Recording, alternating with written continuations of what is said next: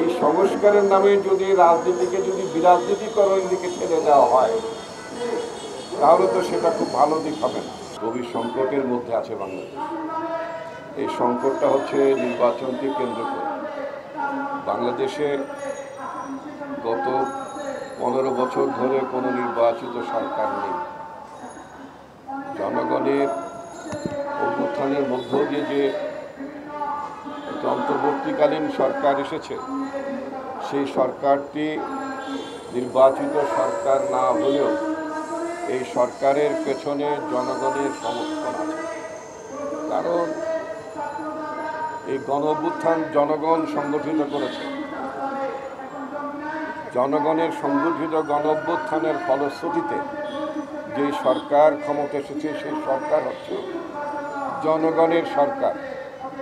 সুতরাং জনগণের সরকারের তো একটা সীমা আছে। দীর্ঘদিন ধরে একটি অনির্বাচিত সরকার থাকতে পারে না। অনির্বাচিত সরকারের অনেকগুলো বিপদ থাকে। সেই বিপদের মধ্যে আমরা ইতিমধ্যে পড়েছি। কিছু কিছু উপদেষ্টা আছেন যারা বলছেন যে সংস্কারের পরে নির্বাচন। সংস্কারের ম্যান্ডেট আপনাদেরকে কে দিয়েছে? সংস্কার তো রাজনৈতিক দল করে। আমাদের দলের তরফ থেকে 31 দফা রাষ্ট্র সংস্কার, রাষ্ট্র বিনির্মাণের জন্য আমরা 31 দফা দিয়েছি। নতুন কোন দফা আপনাদের মধ্যে দিয়েছেন? আমি তো সেটা দেখি না। আমরা বলেছি রাষ্ট্রপতি এবং প্রধানমন্ত্রীর মধ্যে ক্ষমতার ভারসাম্য থাকবে। আমরা বলেছি প্রধানমন্ত্রী 2 মেয়াদের বেশি ক্ষমতায় থাকবে না। আমরা বলেছি একটি টেকসই নির্বাচন ব্যবস্থা থাকতে হবে। আমরা বলেছি একটি জবাবদিহিমূলক সরকার থাকবে। সুতরাং মোটা দাগে যে কথাগুলো আমরা বলেছি সেই কথাগুলো আছে। আমাদের নেতা তারেক রহমান একটি কথা বলেছেন, 31 দফার বাইরেও যদি কোনো দফা থাকে দেশের স্বার্থে, জনগণের স্বার্থে, গণতন্ত্রের স্বার্থে, বাংলাদেশ জাতীয়তাবাদী দল সেটা গ্রহণ করবে। কিন্তু এই সংস্কারের নামে যদি রাজনীতিকে যদি বিরাজনীতিকরণের দিকে ঠেলে দেওয়া হয় তাহলে তো সেটা খুব ভালো দিক হবে না।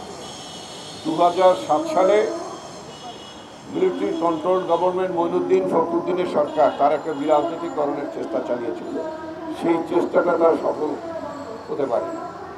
এখনও যদি আমরা দেখি একটা বিরাজনীতিকরণের চেষ্টা চলছে, যেমন বলেছে রাজনৈতিক দলের ছাত্র সংগঠন থাকবে না, রাজনৈতিক দলের যুব সংগঠন থাকবে না, রাজনৈতিক দলের শ্রমিক সংগঠন থাকবে না।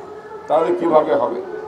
এই যে আমরা 80-র দশকে আমরা ছাত্র রাজনীতি করেছি, ছাত্র রাজনীতির মধ্য দিয়ে আমরা রাজনীতি শিখেছি এবং এর মধ্য দিয়ে আজকে জাতীয় রাজনীতিতে নেতৃত্ব দেওয়ার মতো একটি জায়গায় আমরা পৌঁছেছি।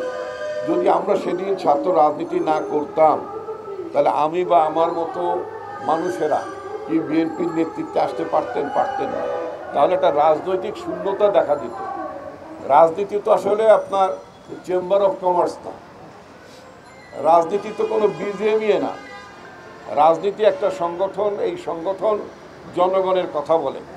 সুতরাং জনগণের কথা বলতে হলে রাজনৈতিক দলকে তৈরি হয়ে উঠতে হয়।